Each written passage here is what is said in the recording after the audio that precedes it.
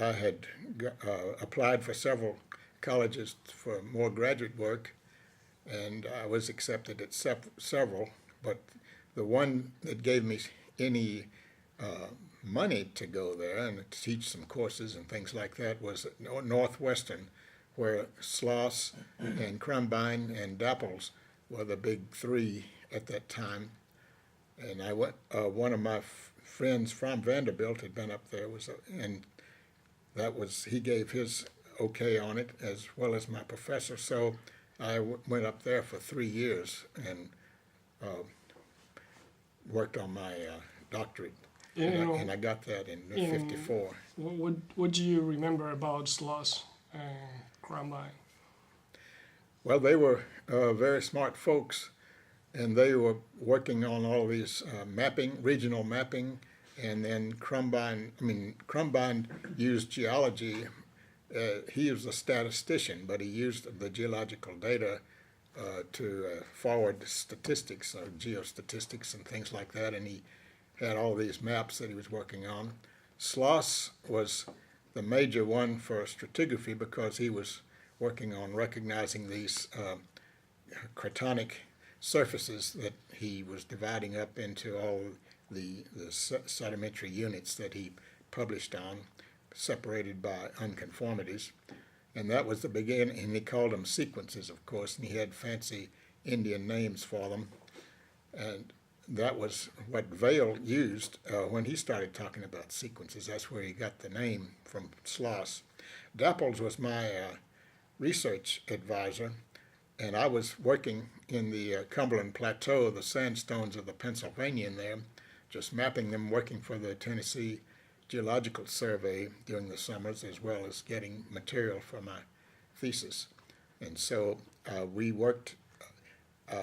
Dapples was a very good sedimentologist. He was very expert on sandstone diagenesis and other aspects of sandstone sedimentology. And I mapped several units within the Pennsylvania there in Tennessee and Kentucky, and put all of that together for my dissertation. And that was mainly what I did for my thesis. What was the character of these three people that you described? What was the relationship between you and them? How do they behave with you? They were Krumbein was a little distant, but and Sloss was very friendly, but and was very critical of what we did. He helped us out a lot. Dapples was the most friendly, and he was the one who obviously was pushing me through to help me get through. Although Sloss had more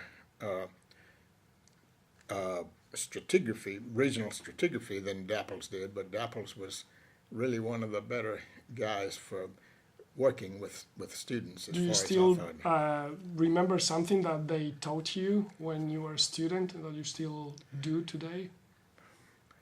Well, we really tried to work with Sloss's unconformity services, when we introduced Eustacy into the picture, Sloss resisted that all the way along, and so that was a sort of he argued with Pete for many years about that.